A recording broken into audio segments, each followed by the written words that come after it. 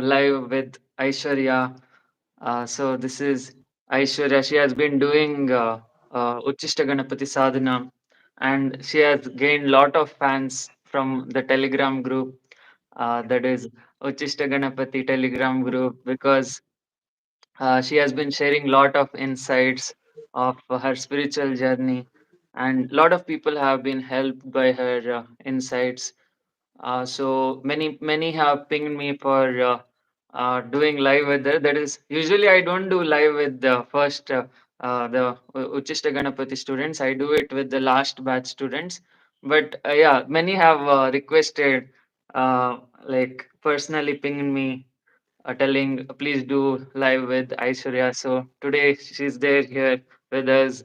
And Aishwarya, so how has Uchishta Ganapati Sadhana been? And also tell us about your previous experiences. That is, how you came into this path of Kundalini Sadhana. So, which event in life triggered you to this path of spirituality? I did not have any specific moment. I Mm. I have been with saints 4 years. I knew that this is what I'm supposed to be doing. I was not finding anything else interesting. So there was the mid time because of some crisis. So I found one of my personal diaries from school time.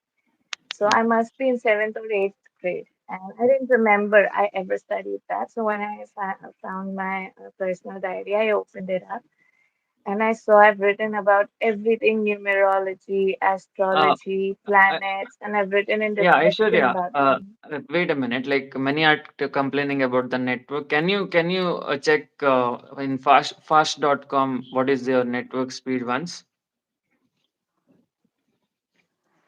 I don't know what is my network speed. I don't know how to check. There's a website called fast.com. So you have to go to Google Chrome, then go to fast.com.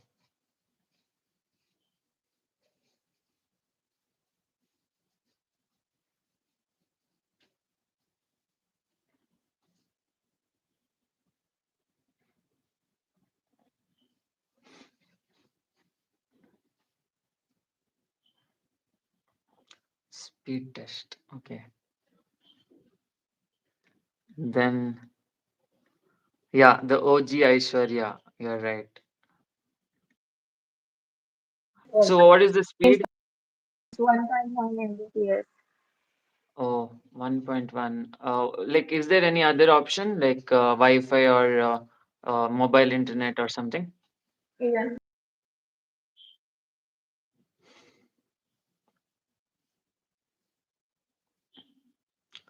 Hi, Caleb. Hi, Manoj. Hi, everyone. Hi, AI. After 18 months, Okay. yeah, sorry. Are you fine?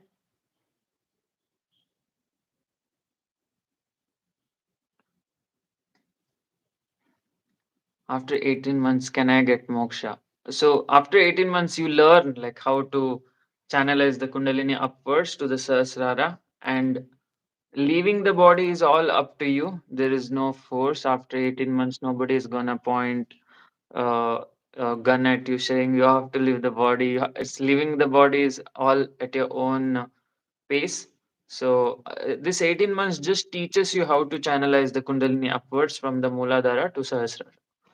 Yeah, so what is the network speed, Aishwarya?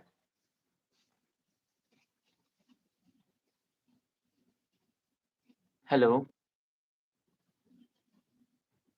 hello.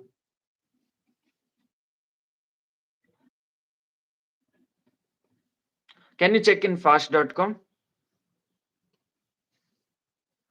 I think I have to take sponsorship from Netflix for promoting fast.com.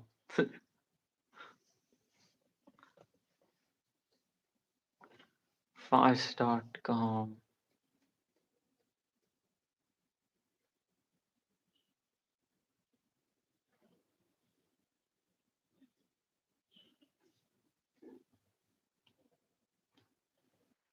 Yeah, now you're Hello? audible. Now you're clearly visible and audible. Yeah, now it says Crazy. 6.1. It says 6.1. Oh, that is good actually. 6.1 is good enough for live. Um, I told you the weather is really so all the networks. oh, okay, got it. So yeah, you can continue talking about your experience, like how you joined this path and since childhood, what has been the journey? Hmm. Yes, so since childhood, I've only ever known this is what I have to do. Along with everything else, I knew everything is secondary. I have to do this. But I was way too little to understand how should I pursue it and everything else. Then, I guess in 2008, my parents were already a part of Arts of Living group. So they enrolled me into one of their, children's courses. So that is how I got into Kriya. Hmm. And I had no idea it has anything regarding Kundalini or whatever. Only way later as I realized when Gurudev already told us that, it is supposed to awaken your Kundalini, but in a very gentle manner, so that you don't feel any sudden like jerks or everything else. You don't feel it that way. So I had been practicing that for a very long time. And I also, I have never studied Tantra, but as I started to grow older, I suddenly came to know a lot about Tantra just by itself. And Hmm. then I practiced it. And first I thought it could be an intuition or something, but I tried and it worked. I sent you that Sadhguru excerpt, right? Hmm. It was because I did that like 5 years ago, and Hmm. I did that for my cat Hmm. because I couldn't see her dying, and I was in the hospital, and the doctor said there is no way we can save her. Either you euthanize her now. By the time you reach home, she is dead. So there was, I said, you just operate her. Even Hmm. if she dies in anesthesia or whatever, she's not going to feel the pain of it. So just operate it. And he was like, her temperature is 108 and she has no blood in her body. We cannot operate. I said, you just do it. Just do it. Then I came home and there was a specific yantra I made. I don't know how I know it, but I Hmm. made that mantra. And I think then her life force was linked to mine. Now I don't know how to undo it or whatever. So the Hmm. doctor said we have taken out a specific organ of hers, so bile will keep forming. Every 6 months Hmm. you have to get her to the hospital to remove bile. Hmm. And I went to him and then he asked me specific organ. Bile is supposed to be forming. Why is it not forming in the body? I said, I have no idea why isn't bile forming. You tell me. He's like, this is not supposed to happen. And she's been healthy ever since. So Oh. I was like, I don't know how it happened, but if it was God's miracle or whatever happened, it happened. Hmm. And she has never been sick. So I felt thankful for it. And Hmm. just few months ago, I was having certain experiences in my sadhana. And I had nobody to ask because we do have art of living teachers, but they're quite dismissive when you share I'm having certain issues.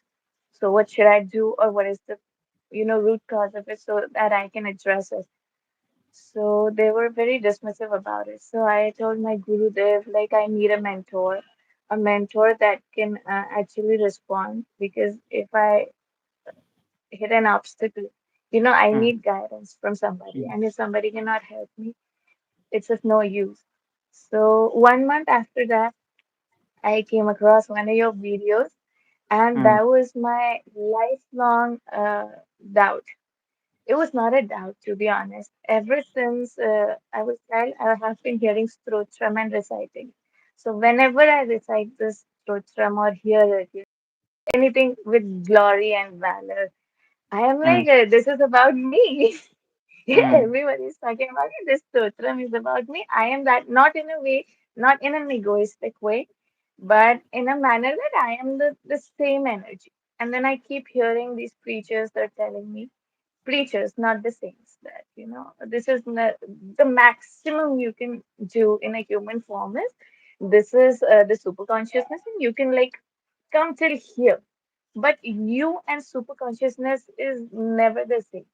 And in my head, I'm like, I am not wrong. And it was not because of stubbornness, okay? mm, It was this feeling of strong belongingness that I mm, am that. And there has mm, to be a certain explanation regarding that.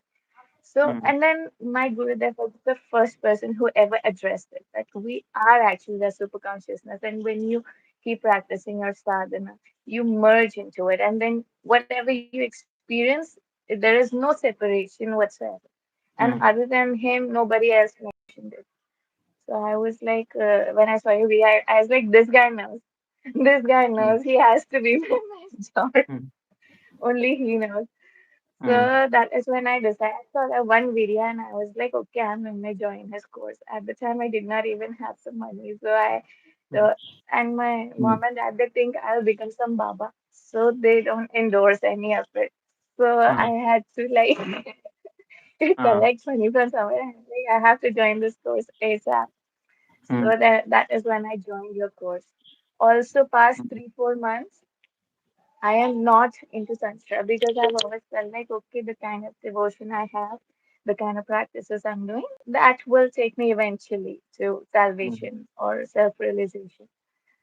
So, but last 3 months, every time I'm sitting into meditation, this voice is coming into my head, and that's like, you have to practice Das Mahavidya. And I'm like, but I'm not into that. I'm not into Tantra or Agora. So later it my intuition, or I don't know, during sadhana only the voice kept getting, you have to mm, practice Dasmahavidya. And then I'm like, Dasmahavidya sadhana is so big. If you want to, siddha even one of the Mahavidyas, it might take entire lifetimes. mm, That the true way of actually practicing Mahavidya sadhana. So I cannot do any kind of shortcut sadhana. I thought, how do I approach it?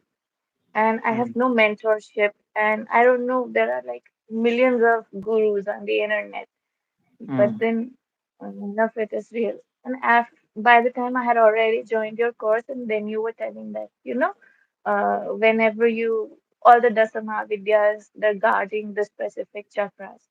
And I was like, okay, maybe this is one of the ways to, also practice this Mahavidya, mm, because then there is another methods, and living in the kind of social construct, I don't think I'll be able to practice every kind unless I am in an ashram or something, mm, because there's a lot of setup and everything involved.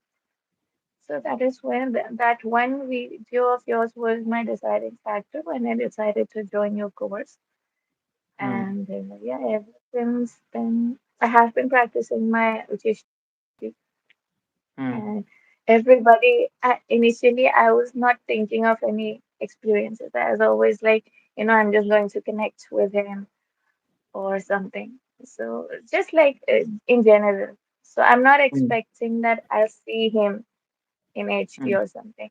And then everybody starts sharing their experiences like, yeah, I'm connecting this way, I'm getting these vibrations, and I'm experiencing the sounds, and I'm experiencing water. And I'm like, why am I lagging behind?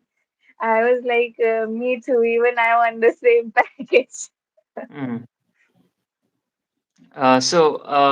Then how have you connected with him? I don't know, but the energy I get is like fatherly energy whenever the Mm, visual of him appears. So mm, it is a very fatherly and maternal, both mm, kind of energy. mm. And so I don't know what to expect right now. Yeah.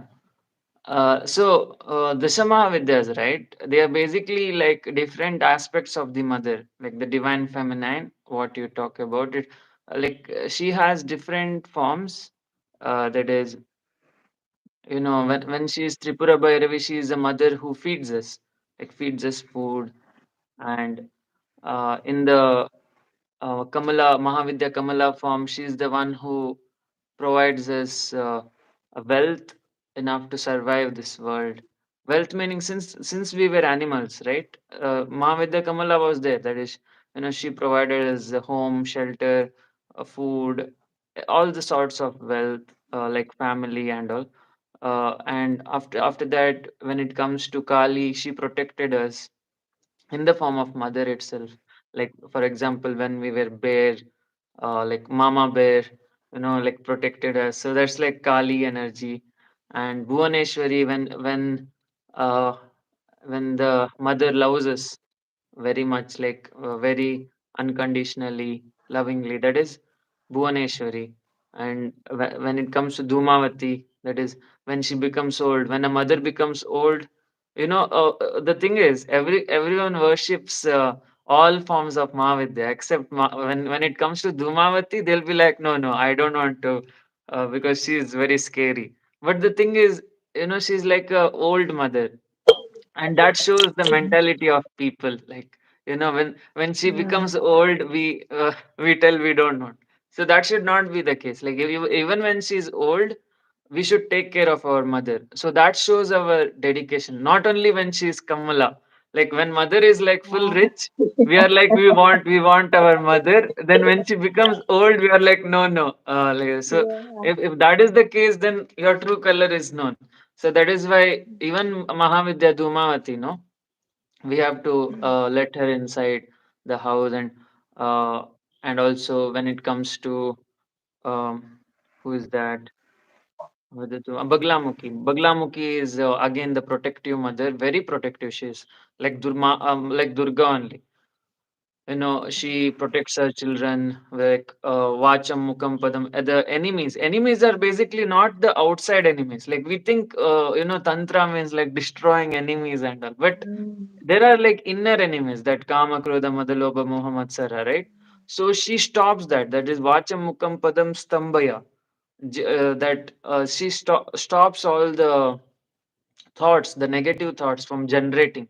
Like when you do the sadhana of Baglamukhi, that Halrim, that mantra, what happens Mm. is all the thoughts that are negatively generating, right? That all stops, like stambhaya, that it gets paralyzed. And Yeah. uh, when it comes to Tara Matangi, Tara is basically the everything that I utter from my mouth. It is happening through Tara only. Without Tara, there is no upward flow of energy. For example, in animals, Mahavidya Tara is not that high. Like what happens is in the Kundalini, right? It's bent. Like animals, Kundalini is like this. So when it come, Mahavidya Tara is little bit bent. So that's why she's not able to utter Okay. correctly in through her Vishuddha. When it comes to humans, since our spine is erect, Mahavidyatara is able to like come like this, and she's able to speak through us. And that is what there is no character actually. The whole illusion, right? That Aditya, Aishwarya, everything is a illusion, but there is no one actually. Everything is Mahavidyas only, operating through different chakras. The whole mother nature is Mahavidyas. The whole mother nature is Kundalini. And Matang is basically the knowledge, like whatever we utter from mouth, whatever we do throughout the day, it is through all knowledge. And after that, who is that? Chinnamasta. Again, wait, Marutesh Maru. Thank you for the, what is this called? Super thanks, right? Super, I forgot the name. Yeah, thanks for the super thanks. Shri Matre Nama. Jai Super Mata Di. chat. Super chat. Yeah, correct. Super chat. Yeah. So thanks for the super chat, Marutesh Maru. Yeah, and when it comes to Mahavidya Chinnamasta, right? Namaste. Uh, yeah, what happens is she's a mother who completely sacrifices, like for her children. Children meaning Dakini Varni. That you see Dakini Varnini, right? And you see below Chinnamasta, you will see uh, two people having sex. And what that represents is, you know, that mother is so protective that even when you are indulging in your desire, she will protect you. The thing is, Sadashiva, right? When he enters the Maya, there is a risk that he gets entangled in the Maya. And what the mother ensures is, even in the Maya, he's protected. Whatever desires he indulges in, maybe sex or food or whatever, spiritually, that Vairagya is still there. So that is what Chinnamasta represents. She cuts off her own head and she feeds the wisdom to her children. So that represents complete sacrifice of the mother. That whatever you may go to the ends of like indulgence, maybe like porn addiction or prostitution, whatever you go, like to the ends of addiction, but still they are there to help you. The deities are still there to help you. So they will never let you go inside Maya where you'll get stuck, because there is no point in Maya where you'll get stuck, because everything belongs to Tripura Sundari only. The whole Maya, right? It comes under the inside the womb of Tripura Sundari. So there is no way where Sadashiva can get lost.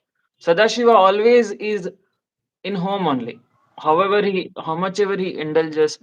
I'm talking about us. We are the Sadashiva, the dreamers who are indulging Yeah. in desires.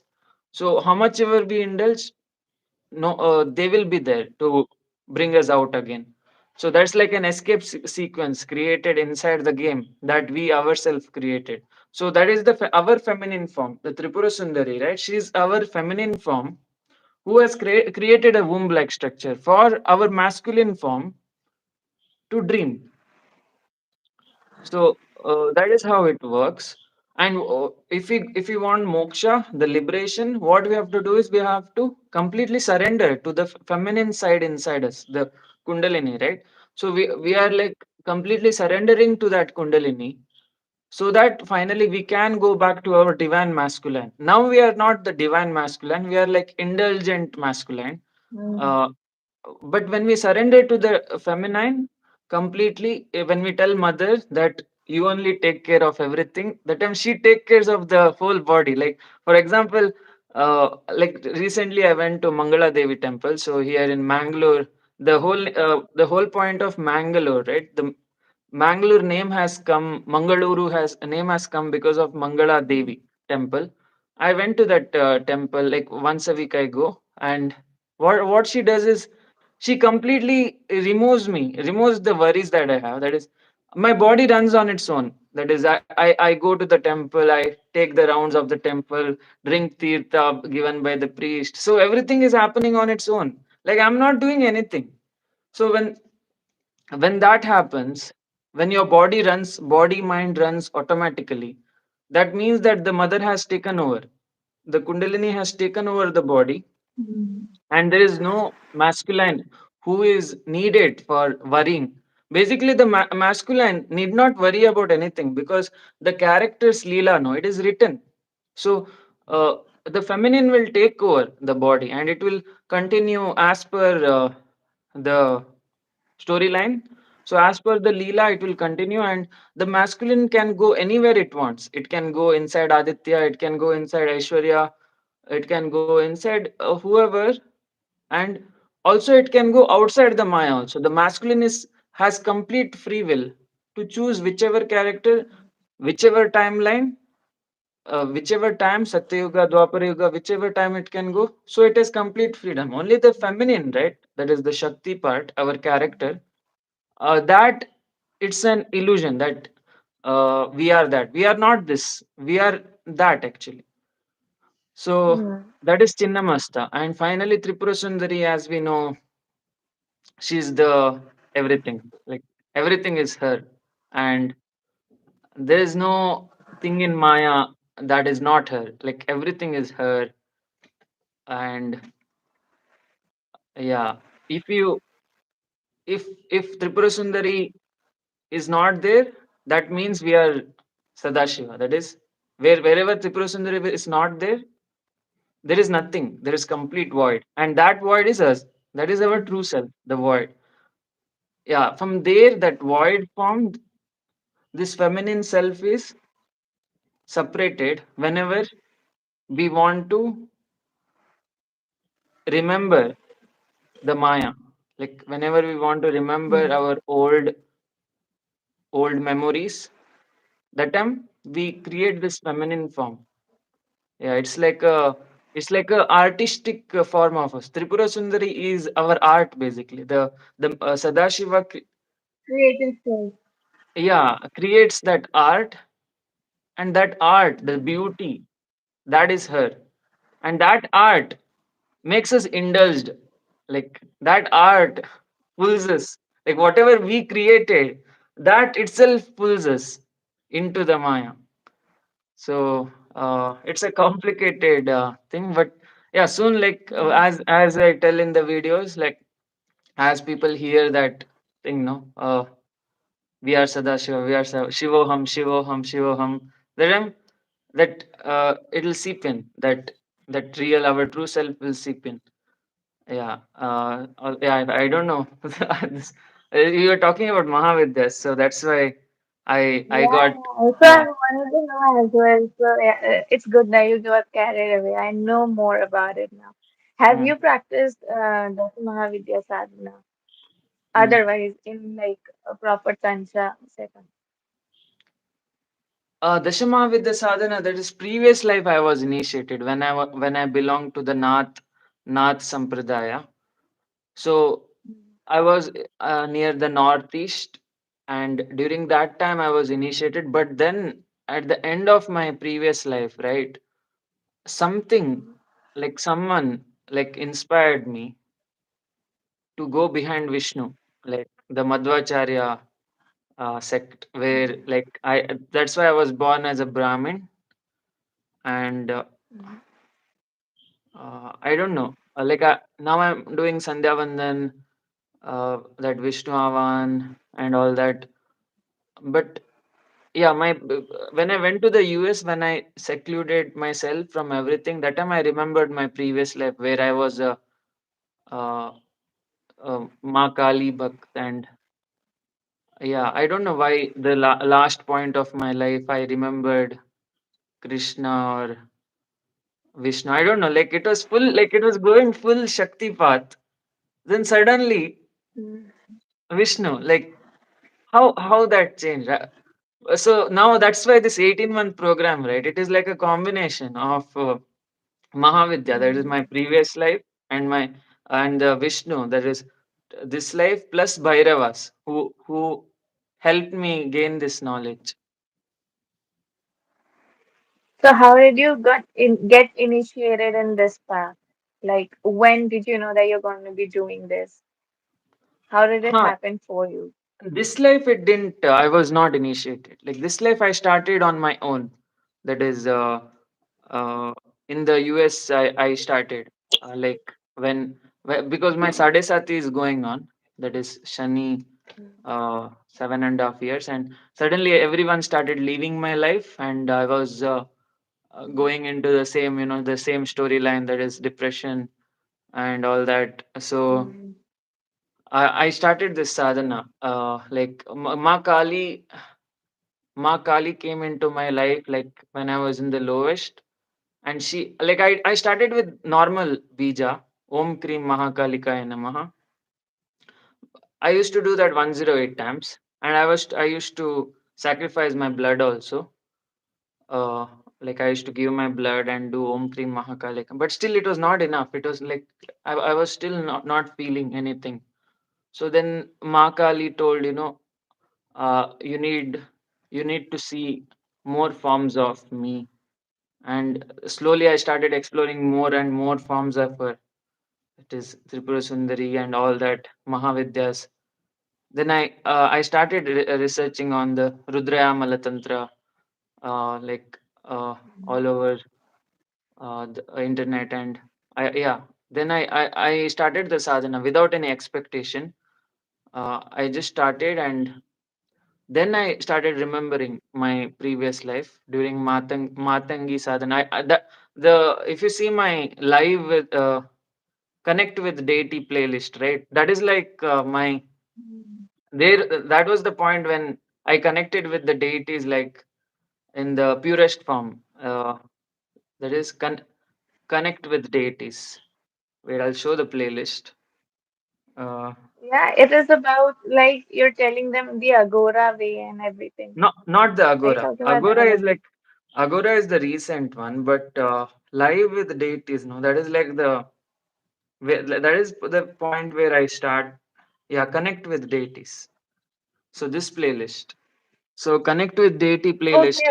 Okay, yeah. Yeah, this is the playlist where I first time I like connected with the deities, and I started like once the Kundalini awakened, I started sharing the experiences. Um, so yeah, that playlist has like how I connected with all the deities and started remembering the old life. Yeah, that. Previous lives are like accessible when somebody reaches the Manipura, right? For me, it was Vishuddha. That is, Okay. Matangi showed Okay, so the it path of. depends person to person. It depends. Yeah, yeah. It all depends on Ishta, I guess. Like for me, Matangi was like favorite Mahavidya when it comes to knowledge. Like when it comes to, she's the best. She doesn't care like what kind of knowledge and you have. I mean, she doesn't differentiate between bad and good knowledge. Everything she gives it. Take like that. Uh, So that is how you know everything that you already know and that you're sharing on the internet. yeah, the thing is sadhana, no, it connects all the dots. Like everything, every dot Yeah. gets connected, and the thing is, you know everything. Everyone knows everything actually. But Mhm. the Mahavidya is what the Matangi, right? She connects the dots like this. And yeah, Yeah. And suddenly thanks it makes SS. sense. Sorry, wait. SS, you don't have your name, so I'll call you SS. And yeah, thanks for the super chat. Yeah, sorry, what, Aishwarya? No, that is, I forgot what I was saying. Huh. That is how you suddenly it connects and it dawns upon you. Okay, okay, this is how it works. All of a sudden Mm, you come to know.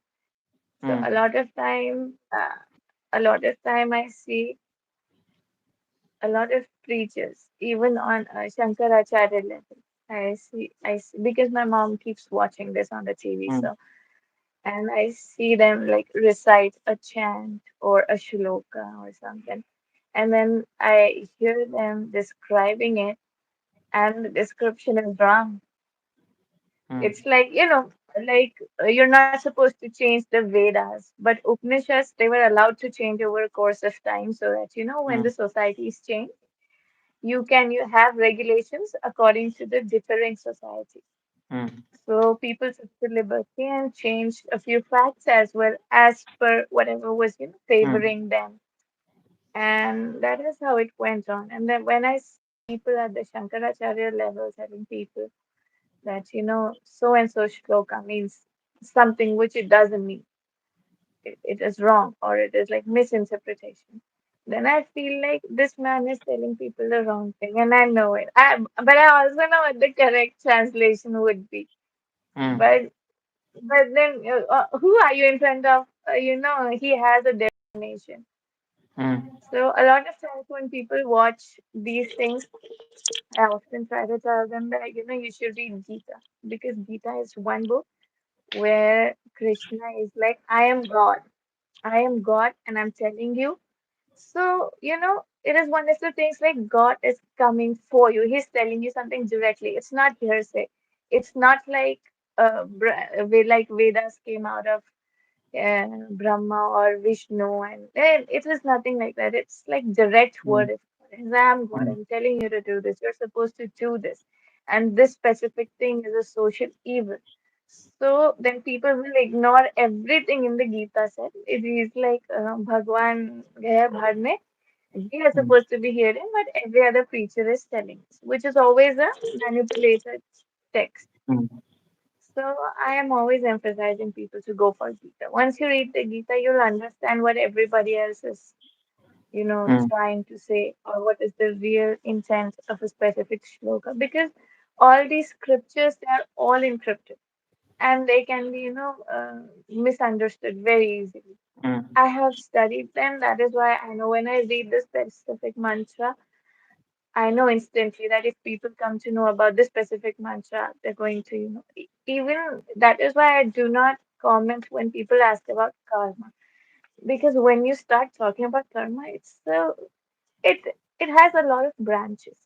And a lot of facts about karma is when you tell them people will do bad things and then they'll go like, okay, karma is not gonna affect me because I don't mm, associate. It does not matter who eats non-vegetarian food. It does not matter if you're killing somebody, but there is a certain thing that associates you to the specific karma. And people take intention equanimous to thought. People are like, okay, if I'm thinking I want milk, that is mm, equal to the intention that I want milk. mm, So whenever it is written in the scriptures that even if there's something comes into your head, it is counted as karma. It is not thought. It is intention. Sometimes, like if I want something bad to happen to somebody, I'm mm, going to like put my whole intent that that person should be destroyed or something.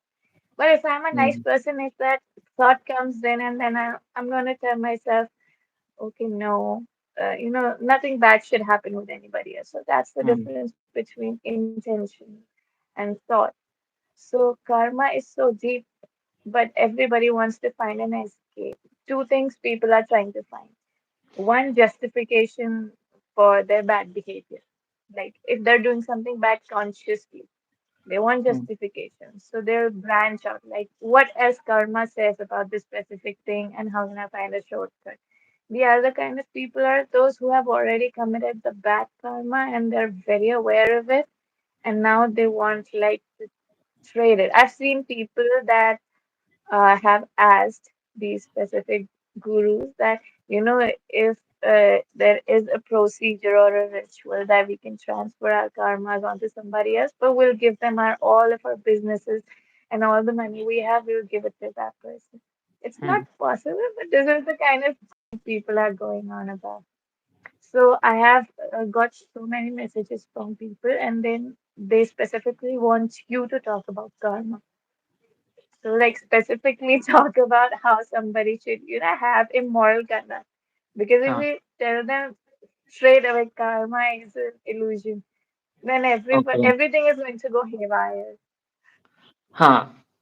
Okay. So again, right, that the interpretation of Bhagavad Gita where Krishna says, like, I am God, you have to follow this, follow that. I feel like that is not what he meant. Like when he says I am God, he means that, the Atman is there in everyone, like whichever came from the Brahman, right? The whole Brahman, that is Sadashiva, is there here only. Like everything, the whole Brahman is there here.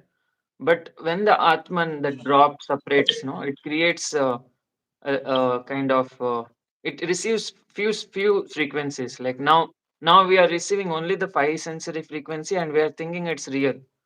But there are like so many other frequencies which we are ignoring. And uh, what what the real Brahman is like full pitch black. When we receive all the frequencies, it's completely black in color. But now we are receiving only the frequencies which we like, and that's why we are creating this illusory world.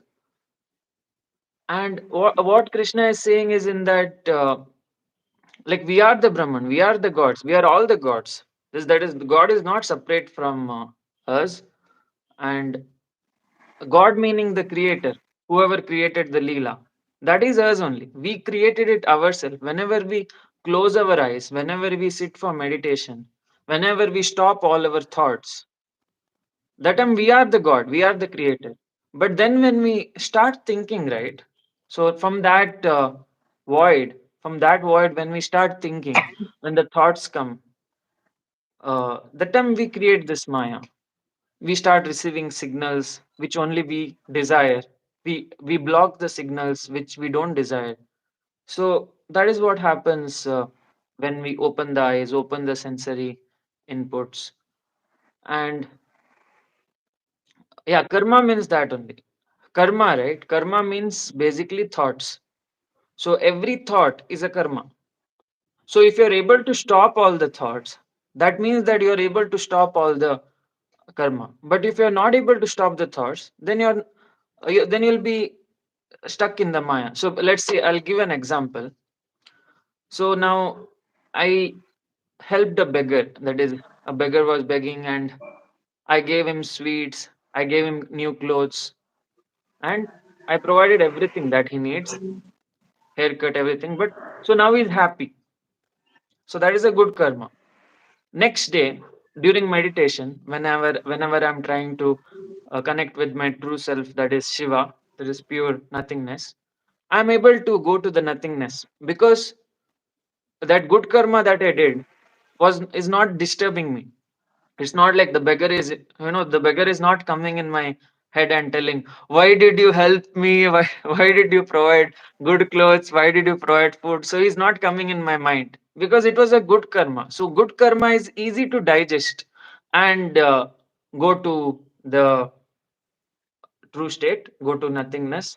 Whereas when it comes to bad karma, let's say, there is someone walking on the road and I don't like him. I started scolding him. I started punching him. And next day I sit for meditation. I think, I try to go to my creator form, that is nothingness. And that time that thoughts come, like whomever you hurted. Let's say I hurted Abhishek. Okay, so Abhishek is coming and in my brain I'm telling, bro, this is not fair. You have punched me. I know I want to punch you back. So all that thoughts come. So what it means is bad karma is not easy to digest. Like it'll take lot of years for you to process the guilt, process everything and reach that nothingness. Whereas good karma is easy to process. Like next day only you will forget it and you can go to the creator form. So Hmm. what Krishna has told total of like 18 yogas, right? In that, broadly we can consider as four. That is, one is karma yoga. Karma yoga means do your duties as if everything is happening on its own. That is, don't care about the outcomes, just do. So that is what happened to me in temples also. Like temple, right? Everything is happening on its own. Like we are not even thinking, we are not even, just do everything. Don't care about the outcomes. That is like you are living inside the Maya, but you're enlightened because you're not thinking about any outcomes, right? So that is karma yoga way of. Oh, that is the cat you helped. Yeah, yeah, yeah, this one. How many years it is? Her name is I think she must be 5 years old, Oh, and her daughter just recently passed away. oh. So because of an specific ailment, so we have her and her brother currently. Hmm. She is like very gentle, Which and breed? like she's actually like however she's looking. She Ah, doesn't speak, so she doesn't do anything. If you lock her in a cupboard, she'll stay inside the cupboard for as long as she can. She won't even, oh. she doesn't What is the speak or do breed? anything. Persian. She's bloodline Persian. Oh, and name of the cat? Ollie. Ollie. Ollie. Ollie. Wait, I have heard Ollie somewhere. Ollie. Yeah, Popeye. You've heard that name in Popeye. Oh, okay. Ollie. No, but some sitcom also has, no? I'm not remembering. Ollie. Ah, Augie When and I the told you cockroaches. In Augie and the yeah, Augie's yeah, girlfriend yeah. is Ollie, no? Yeah, yeah. Yeah. She's Okay. very sweet, very gentle. Hmm. Please Okay. So continue. yeah, karma yoga is Please, done please now. So yeah, continue. bhakti yoga is again, surrendering to the devis, like telling devis to take over the body, mind, and uh, other is what is that? Jnana yoga. Jnana yoga is again intellectually understanding the reality, uh, that like you are not the body, you're not the mind. Like you're contemplating on that fact. And finally, Raja Yoga. Raja Yoga is a path of meditation that is trying to connect with that Mm. pure nothingness state of that is your true state. So Krishna has told different ways to connect with that nothingness, that Brahman. In the that is, I read the Vivekananda's interpretation of Bhagavad Gita. I don't read that ISKCON or any other versions, because I feel like they have made it Yeah, Abrahamic. Like Bhagavad yeah. Gita is not Abrahamic. Like it's I not, know. Krishna is not telling I am God and you should follow this, you should follow that. He doesn't care. Like Krishna, what he really means is you have to find your true self by different. He has told 18 ways of connecting with your true self. Yeah, the Savitur in Gayatri mantra they tell, no, Savitur Varenyam. So he has told 18 ways of connecting with that Savitur, and Bhakti Yoga is one of the way, that is surrendering to Krishna. Like he told one yoga where it is completely surrendering to him, or anyone. Mm, Basically, you can surrender yourself to any deities. It is fine. At the end of the day, you have to know how to love. Loving means surrendering, and not mm, caring about ourselves. Just selfless service to others will internally, you will become hollow, meaning you will reach your true self, like mm, if you selflessly serve others. So that is the way he told actually the Bhagavad Gita, but then it has been what to say, abrahamified by some people. Yeah. yeah, because ISKCON, I have noticed that ISKCON people, they always emphasize that Sri Krishna is the one true God and is the only and highest and superior and everything. Mm, And they tend to forget the fact that each and every god or demigod is actually the same entity, exact mm, same entity. You cannot say that, Shiva is the bigger god or mm, Vishnu is the bigger god and Shiva came out of it. And so one of them, these ISKCON people only, they were trying to tell, when you do so and so, your lifetimes of Hanuman sadhana, then you get Kali Bhakti. When you do so many years of Kali Bhakti, you get this. And highest is Vishnu Bhakti only. So when if you do like 15, 20 lifetimes of Shiva sadhana, then you'll be initiated into Vishnu sadhana. And I'm mm, like, no, this is not true. Don't like misguide people like mm, this.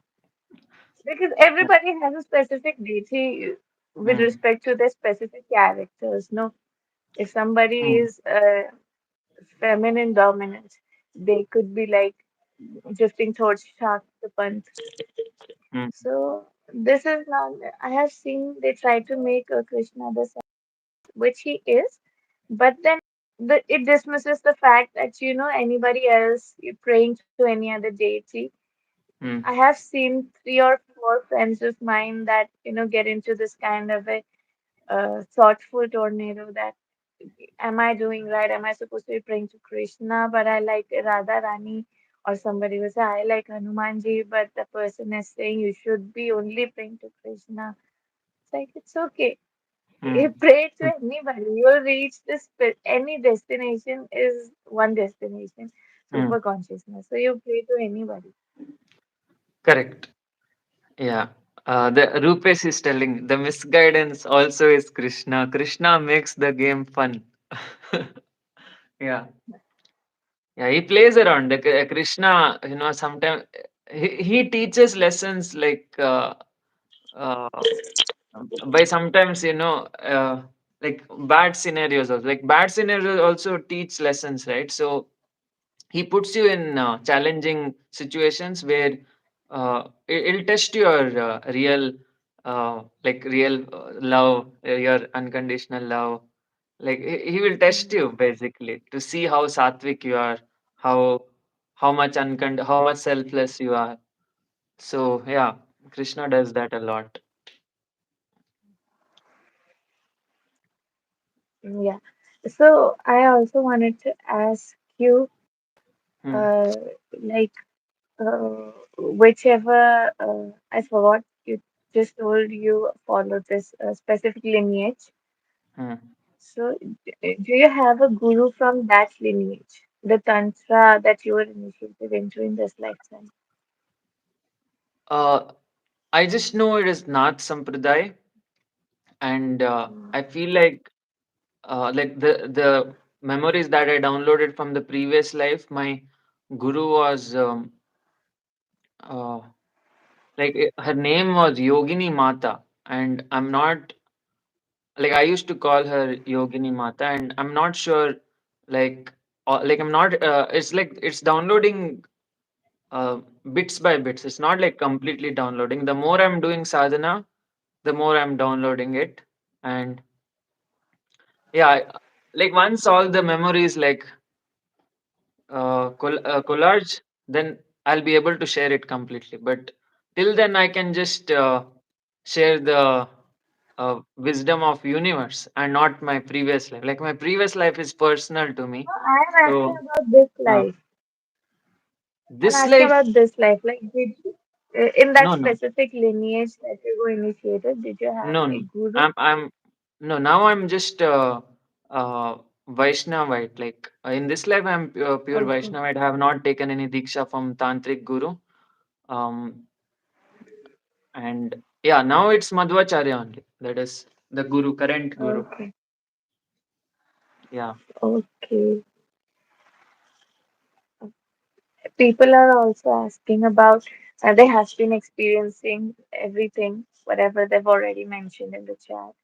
So they want you to, talk about it and address upon the fact as to what kind of experiences will follow or are supposed to happen. They want you to mention it. Like what is supposed to happen? The thing is every person, right, has different karmas, like very unique karmas they have, and the way the deity is process, that is different. Like it is not same. For example, for me it was all about Chista Ganapati roasting me and like destroying my ego, but for some other person it might be completely blissful, like he might give the bliss. So it's like personal experience. For example, now Aishwarya. For me, Aishwarya is somewhat in one version, but for your parents, you're a different version, right? You're not the same. For some other friend, Aishwarya is different. So you're showing you're the same, but you're showing different versions of you to different people. So similarly, even Ganapati and all the deities, they show different versions of themselves to different people. It depends all on the liking, because some people will have more um, what to say, liking towards devis, some will have liking towards Vishnu, some more on Shiva. So the way deities respond to you is different. Like for let's say I am a Vishnu bhakt, and if I am a Vishnu bhakt, the way Kali will respond to me will be different than how she responds to her own devotees. Like for a Vishnu bhakt, she might give just a small hint, clue to connect with Vishnu. She will not give clues to connect with her because she knows uh, that devotee's favorite is Vishnu. But she'll help that devotee because the deities are impressed by the love. They don't care about how much you love. Let's say now you love your girlfriend very much, and the deities will not care whether you're loving the girlfriend, whether you're loving the deity or someone else. They care how much you love the girlfriend. So what they'll do is they'll test you. That is, they'll put you and your girlfriend in situations where uh, your loyalty is tested, and that time they'll see, okay, your loyalty is not enough, it's very poor, or they'll see, okay, your loyalty is so good, like they'll so the deities themselves will come to uh, at what to say, break the relationship, or because they're impressed by your love. That is, they like how, for example, in the story of Atri and Anasuya, uh, they who Vishnu, Shiva, and Brahma, they came to break the loyalty of Anasuya and Atri. And Anasuya, like what she did, she converted them into babies and she fed them. Hmm. So that is how she didn't break the loyalty towards her husband. So that is what I mean. They focus on the love. That is, they don't focus on uh, whom the target, because they know that every form of love finally leads to Shiva. So Shiva, in the sense that that nothingness state. So they don't care basically. That is, they just uh, what to say, measure, they just test you. Yeah. Okay, so like when you sit into meditation and you go into samadhi, start going into samadhi. What is the longest you have stayed in a samadhi state? Samadhi state, uh, yeah, like time cannot be measured, but yeah, whenever, yeah, if I see a clock, I can do it, but maybe around 1 hour, 1 hour, 2 hours. Yeah. So, do you like generally when I sit to meditate, I may not have achieved samadhi state, but I don't feel like getting out of it unless Mm, people are either banging on my door or they're like, okay, my mom is shouting and mm, everything. I just feel like if like nobody would disturb me and I do not have any deadline or anything, I could stay here like just like this. mm, Uh, like not any out of body experience, but like just in meditative. Even though mm, thoughts come in and thoughts leave, but mm, I'm a hyperactive adult. So meditating for me initially it was very hard mm, because all these thoughts and everything they used to affect me. If I'm mm, thinking of food, I will experience food in my thoughts. mm, So, but over a period of time, every thought came in and it doesn't matter. But mm, now it's also about the physical world. Whatever happens, it doesn't matter. Something good happens doesn't matter. Something bad happens doesn't matter. And very balanced state of mind. mm. Okay, people also want to know if you have astral travel, which you have, and that is how you've met with all the deities. But people want to know about your astral travel experience. Like, how does Yeah, I it think. feel?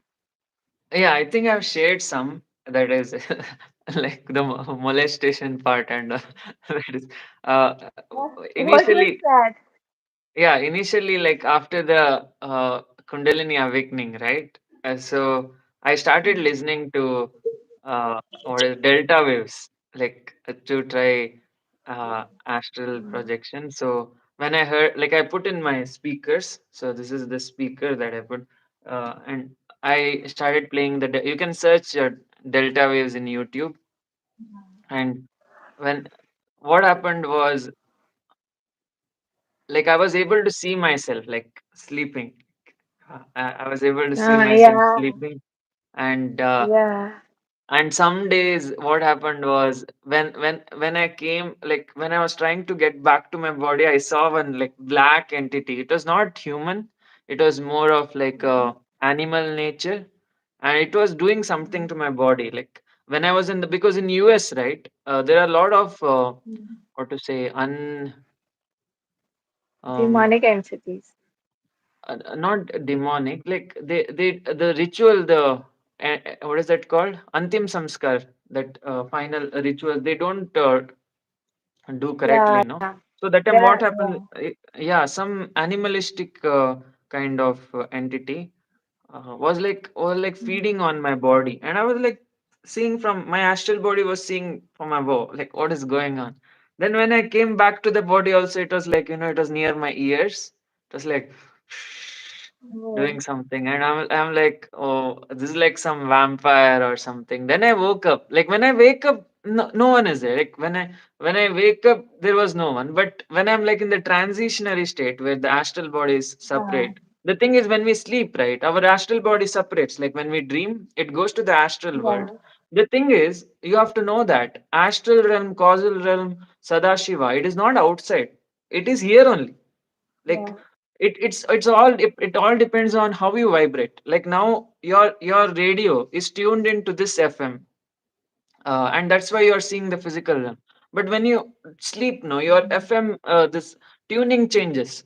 So when the tuning changes, you tune into the astral realm. So your astral body separates, and when again you tune, that time your causal body gets activated. It goes to the Vishnu form.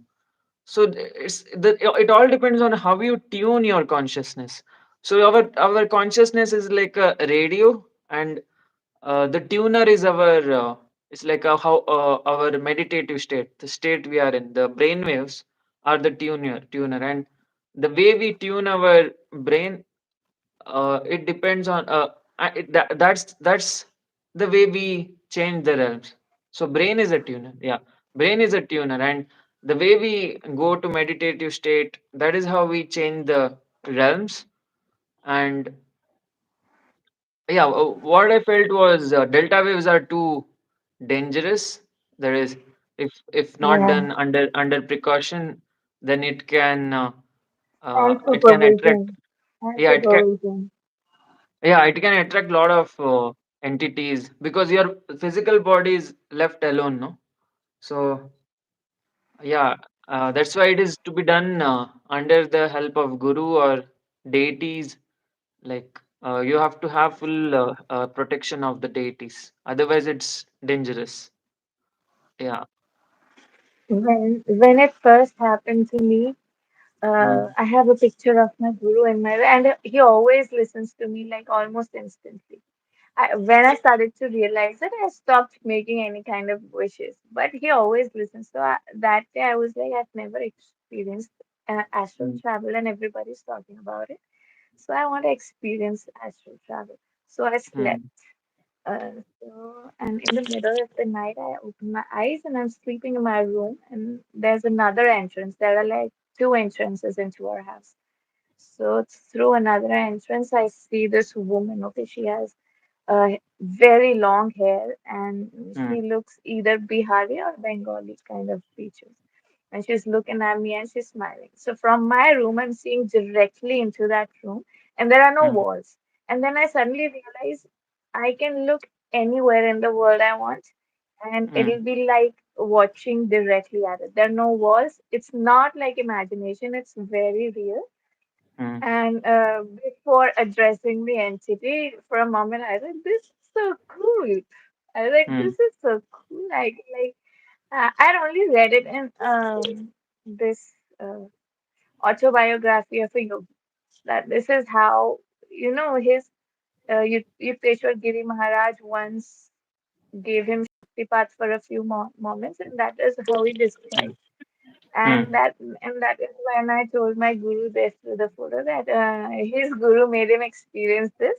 So you also make me experience this.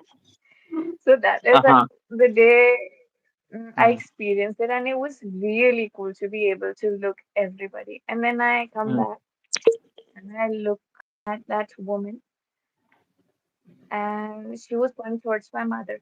So I was like, she could harm her because she's looking at me and she's smiling and she's doing some mm, kind of ritual. She had some things and she was doing some rituals. So I was like, I'm going to tell you, you just wait a moment there. I was like furious. mm, And I start to run towards her. And suddenly I see that I am right here. And then I'm lying on the bed right here, kind of immobilized. But here I'm able to do everything. I was like, I didn't know I have already actually projected by now. oh, When I Aishwarya, saw your my screen body, has become stuck. okay, Can you switch off the video and switch it on again? I don't know how to do that. Otherwise, you can leave the call and join it again through the link. Okay, Yeah, it has frozen the I'm video gonna part.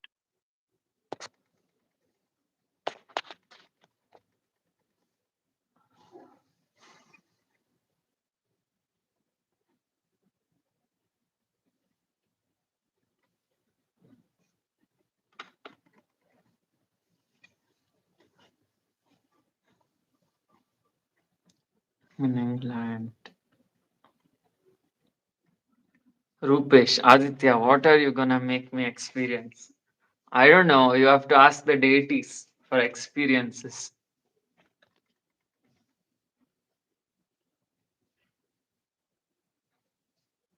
Mm.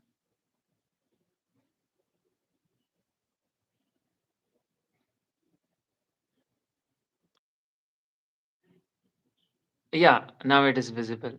Yeah.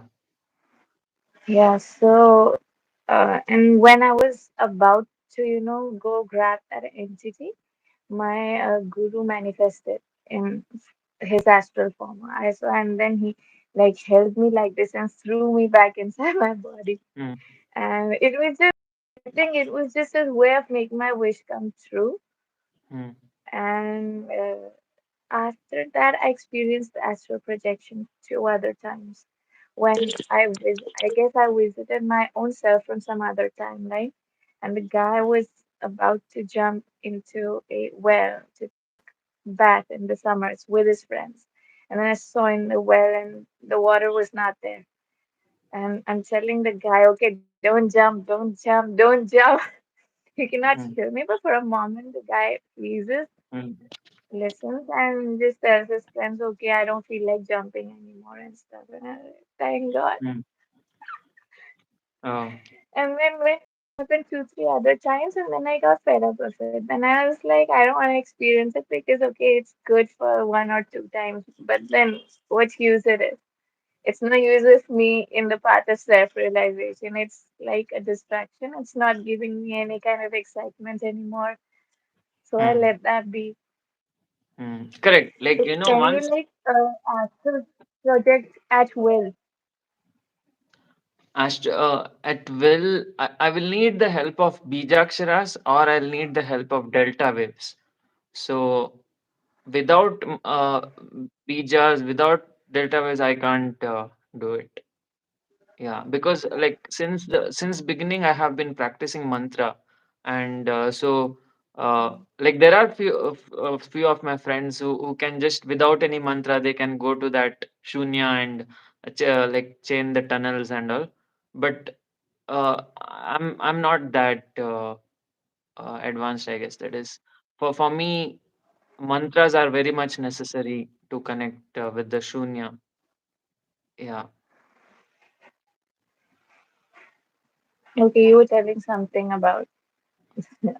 I'm Huh? sorry I interrupted you. I'm sorry I interrupted you. You were telling something about the astral world or something No, no, that's earlier. it. Oh, okay. Yeah. I have more questions for you. I also wanted to ask, like, if we can, in an astral world, if we can create like a sanctum for ourselves. Like, is it possible?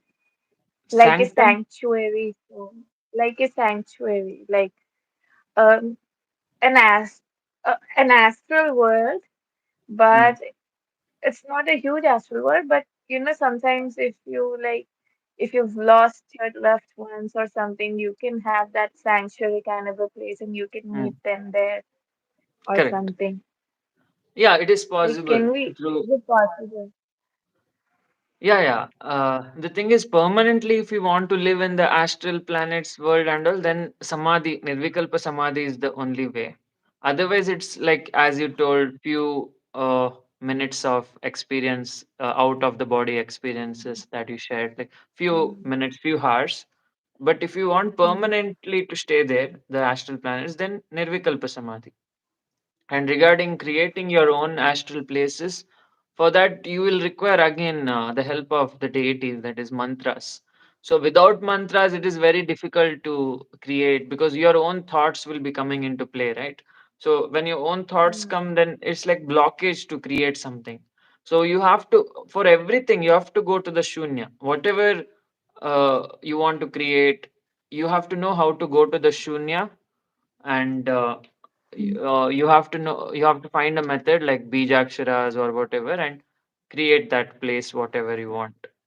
Yeah, like for personally I did the same thing. That is, when I was in Chicago, I used to create this astral building, as I told in the videos, that like a multi-story building where like there are 7 floors, and in each floor there are like deities, and yeah, Yeah, yeah. representing different chakra, and that is how you connect with all the deities. Yeah. So this can be different for different people, right? For example, you Yeah, yeah. saw the deities, you walk into their rooms, and you watch TV or whatever Mm. method of communication. But for somebody else, it can be some different kind of a set Yeah, altogether. very truly. Yeah. mm,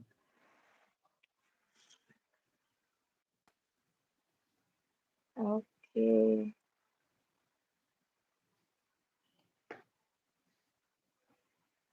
Okay, I have written here a topic which says cities from herbs. I saw this people were talking about ayahuasca mm, and other and they were asking it gives you DMT like experience or something.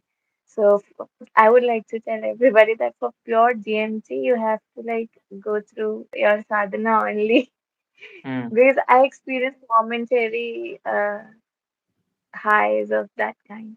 Sometimes initially when I was doing my meditation, when I just started my meditation journey, I used to feel like I'm sitting here, right here in the meditation.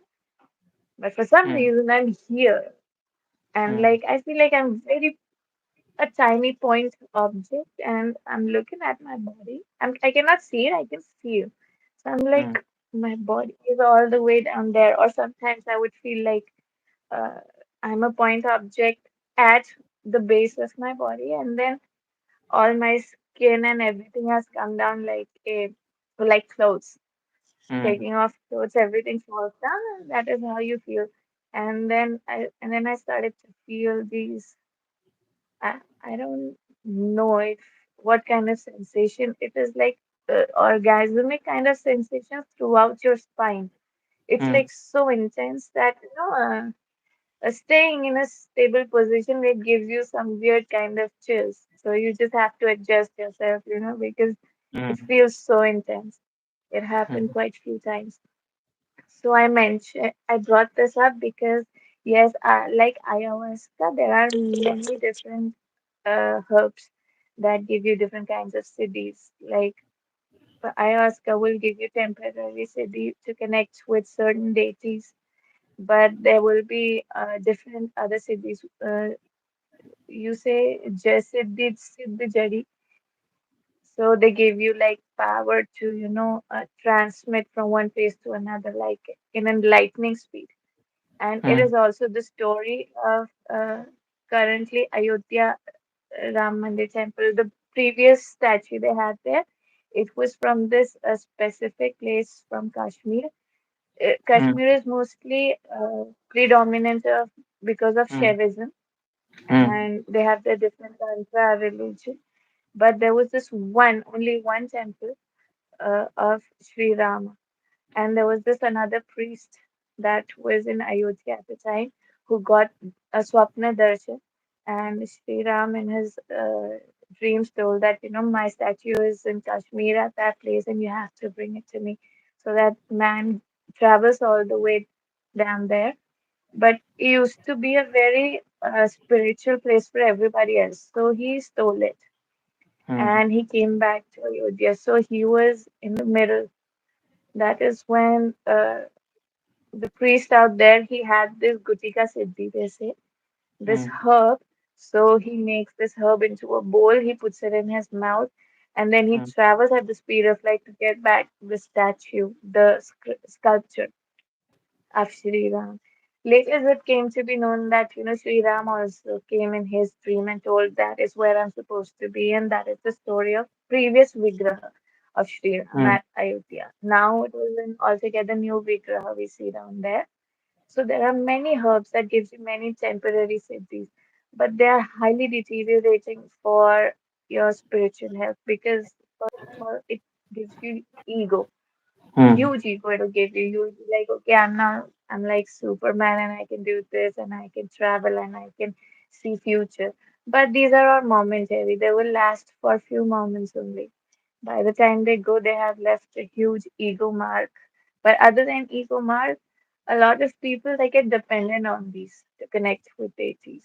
So they will mm, never be able to, specifically you'll see some agoris, they take substances. mm, I have one specific person who takes substance to sit into meditation. So, so for people like those, when you leave the substance, it's starting from zero. You have to mm, start from zero to, learn meditating and take years, because meditation occurs in after hours and hours, thousands of hours of sitting in the same position, and then it actually occurs. And Hmm. then these people that have already taken substances for years, they cannot go there. So it Hmm. is like a cane. They have to walk with this cane. Hmm. And so I will discourage anybody, whoever wants to go for ayahuasca experiences and everything. It Hmm. is not worth it. But if you ditch ayahuasca or any other herb of that kind, it will take you everywhere.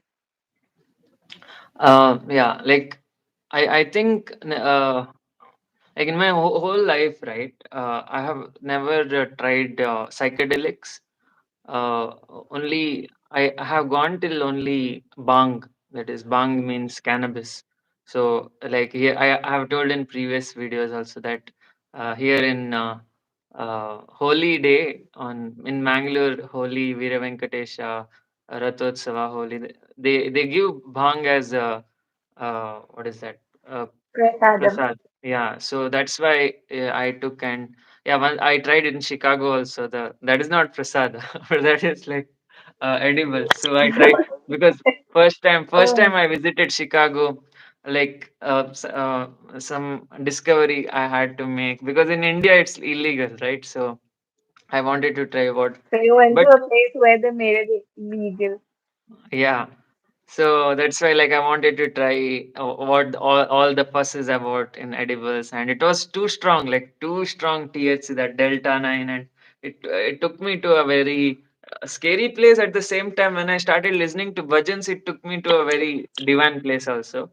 So, but that's it. Like psychedelics, never I have tried, and yeah, you're right because when we take drugs, right, what happens is. The right brain starts receiving signals uh, which usually it doesn't, like usual now. Currently our right brain is receiving only five sensory input, and the left brain is processing it. No, it's telling that, see, Aditya, this is a bottle, and this is Aishwarya, this is a, mobile phone. So my left brain is logical part, it is interpreting the signals received by the right brain. Now, but when you take drugs, what happens is the right brain starts receiving signals more and more, which usually it doesn't.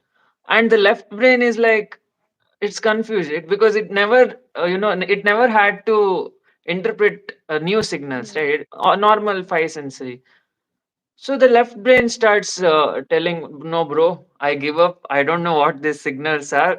And the right brain receives, and this bottle starts speaking in psychedelic trips, and the bottle starts speaking, mobile starts, the whole Mother Nature starts speaking with you, and you'll feel like you're completely blissful. But it is not true. That the thing is, your left brain has given up on you. It is like it it left you. Shiva is like, you do whatever you want. I don't care. So our Shakti part, right? The right brain, it's like receiving and enjoying, clueless, completely clueless, doesn't know anything. It's seeing everything is talking, and everything is colorful, and those are not spiritual actually. Nothing is spiritual in there. It is just you are indulging in something which you don't Mm. even know. So the only way it is through meditation. So through if you do through meditation, what happens is slowly one by one signal comes. That is, right brain starts receiving new signal. Let's say a devi's a deity's gum. Let's say gum is received, and the left brain is like, okay, this is Ganapati. Then Shreem, okay, Mm. Lakshmi. Cream, okay, Mahakali. So slowly it starts, and the left brain, the Shiva Tattva. Now currently the left brain is just able to understand Ham Yam Ram Vam Lam, that is the Panchabhuta system. But Mm. when you do meditation on Bijaksharas, on what is that, the deities and all, it will learn. The left brain will learn slowly how to who are these deities, how to connect with such um, entities, and uh, then finally in the next incarnation, the left brain will be capable enough to live in the astral world. It will be capable enough to live in the causal world. Otherwise, if it is done through drugs, it is not capable. Left brain just for temporarily it might learn something, then it'll forget, because it cannot sustain that memory of trips, the psychedelic trips. Only meditative memories are there with you. That learning, whatever you get through meditation, it is permanent in nature. Mm. The experiences that you get through drugs is temporary. You'll forget it. Even if the whole deity comes in the trip, you'll forget it, like how to connect back. Yeah. Okay, somebody was asking, they had seen some deity in their dream and everything. So a lot of times when you're not doing sadhana, uh, you can see the deities in your dreams, but it is mostly astral parasites which will create this fake reality for you, and where you're seeing your deity and you're happy, but secretly they will be fueling on your insecurity and negative emotions. So after you come into sadhana, if you're getting visions of deities, it could be credible under the guidance of your guru. And I would like to ask Aditya that how can we protect ourselves? Because while we are asleep, we are in our most vulnerable state. We cannot Mm, protect ourselves, and that is why these lower entities, they try to suck on the energy that we mm. accumulate via sadhana. So how to protect ourselves in that vulnerable state? Daily kavacham you have to do. On my birthday, like my birthday is coming on July 6th, so I'll be initiating everyone with the Kalika What? Kavacham, told by, Okay. written by Bhairava himself, and yeah, it'll be intense video. So stay tuned for my birthday, July 6th. And uh, the thing is, my previous birthday, I initiated everyone with Nama Mantra and Chandakali Nama Mantra. So this birthday will be Kalika Kavacham. And so do Kavacham and apply that kumkum, whatever you did Kavacham on, and sleep. That time no entities can suck on your energy. And also there are some entities like who are ganas. So in the the thing is, Vishnu's ganas are very divine, the Hanuman, Garuda, and all that. But when it comes to Shiva and Kali, it is not like they are not very divine. That is some ganas of Kali, some ganas of Shiva are sometimes demonic also, but they're very devoted towards Shiva. That is, whatever Shiva says, they will follow. For example, if Shankar Mahadev tells, see this, I like this devotee who is on earth, and you have to go and test him. So the Gana might be scary, like it might feel demonic. However, its intentions are good. So you have to never fear, because the deities are always there. They are the bosses, right? So the causal beings. So when such strong bosses are there, you need not fear about negative positive entities. You have to just see what are the intentions, and always protect yourself from uh, such energy sucking things by kavacham, everyday kavacham. Or you can go to the nearest temple and buy tirtha. So like what I do is, personally, here in Mulki, right, there is a village town called as Mulki. There is a very powerful Narasimha temple, and what I do is I go there and I buy tirtha in bulk. Like I'll show you my tirtha bulk buying. I'm so addicted to this tirtha. Wait,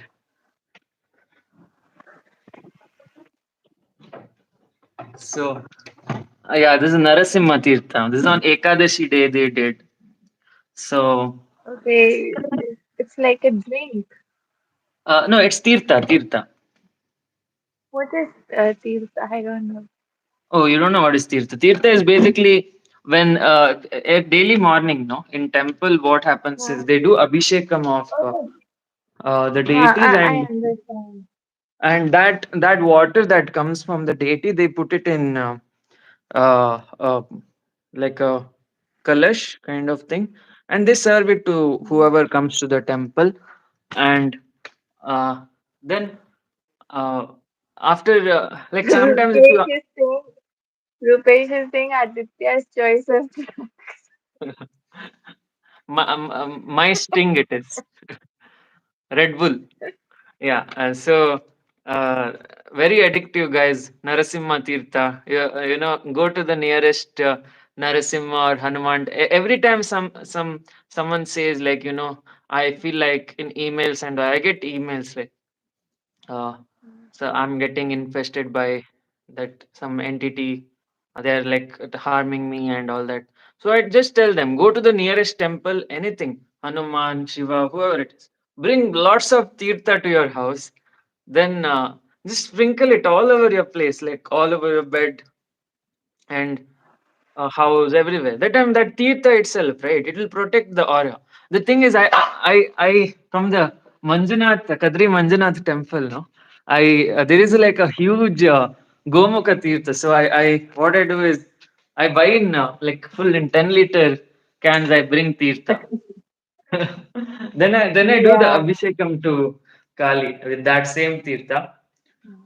Yeah. So guys, I'm telling you, buy tirtha in bulk, protect yourself, or if not, do kavacham daily. So don't worry, I'll be initiating everyone with Kalika Kavacham. Let's go full on to astral planets. Yeah. When I was experiencing this lower deity infestation, I had gotten like very restless. Like I didn't want to sleep. It was not, I was not scared or anything, but at that specific moment, I cannot do anything to protect myself. So I always take sankalpa like for a month, for 40 days before I start sadhana of any specific kind. So if I cannot complete it, I just don't take sankalpa because if I have a single doubt that I may be able to fall out on it. So there was this one day I was like, I had it. And I took a sankalpa and I called Kali to protection. And she came. And I was like, "Oh, she's so sweet. You call her and she comes." But Mm, the next day I felt like this is not how I want her to come. I don't want her to compel because once you have Sankalpa Siddhi, you can call them, but you don't feel good if you want them to come by themselves or there should be no compulsion. mm, So the following day,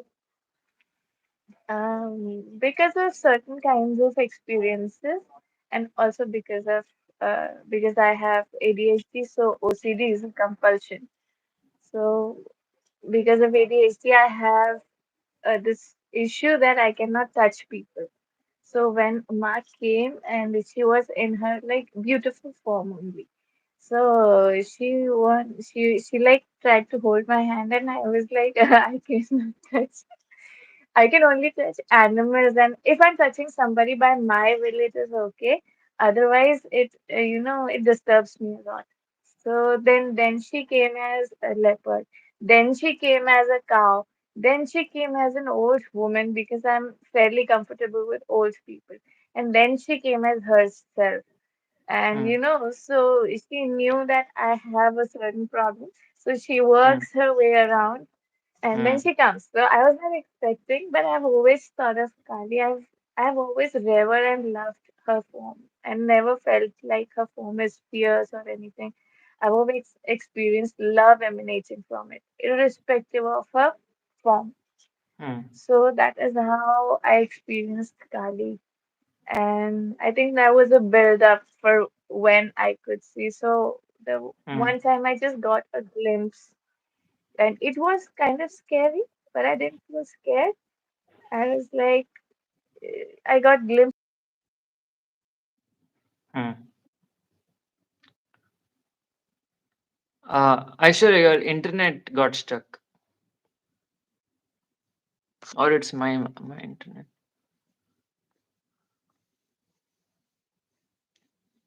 Hmm. Aishwarya, your video is stuck. Can you leave the call and join back?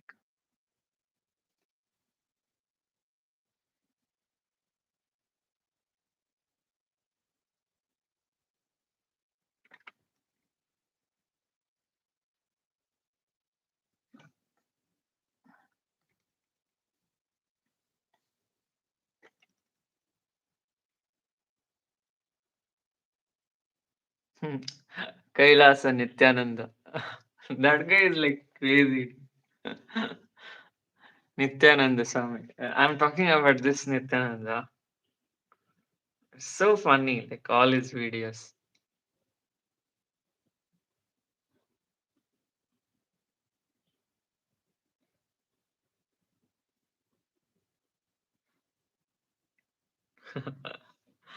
So have you watched these videos? Can you hear This have you seen this guy's videos? Nityananda Swami. me? Yeah, I've seen his videos. Hmm. Like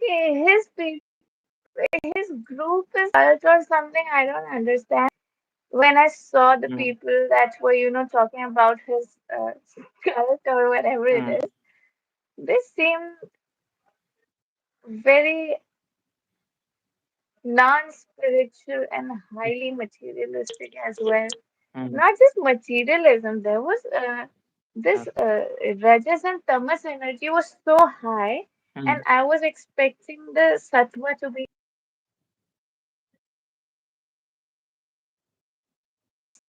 Hmm. tamas, and I understand. At first, I thought, some people are just making a mockery out of themselves. Yeah.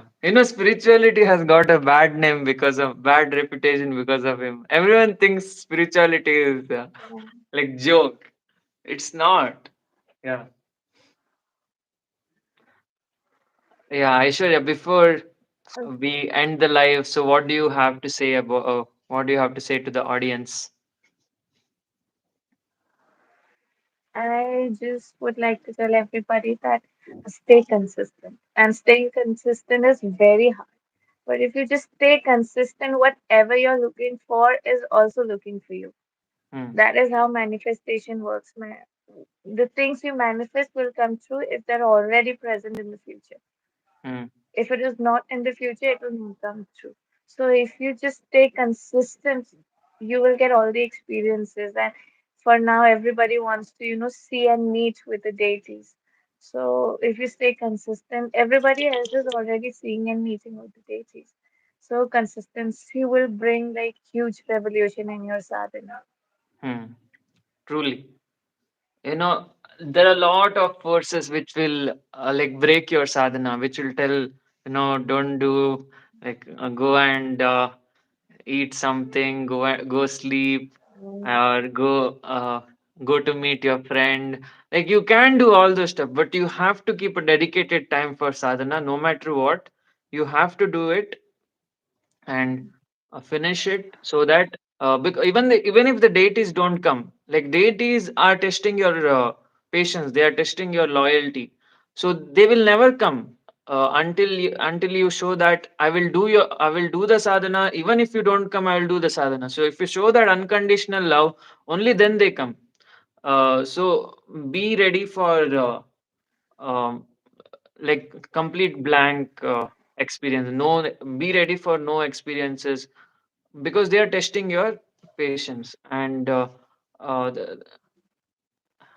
is love, right? That is, if even if that is unconditional love, even if the other person doesn't respond, you still love the other person by doing sadhana.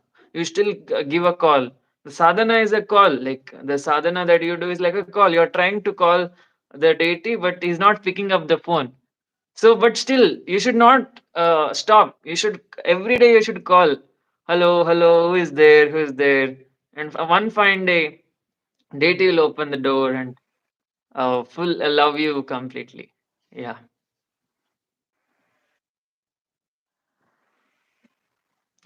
Okay. Okay, Aishwarya. So, thanks for joining this live. Your experiences, your questions, your insights have helped so many people, and especially Manoj. Like Manoj is a huge fan, I guess.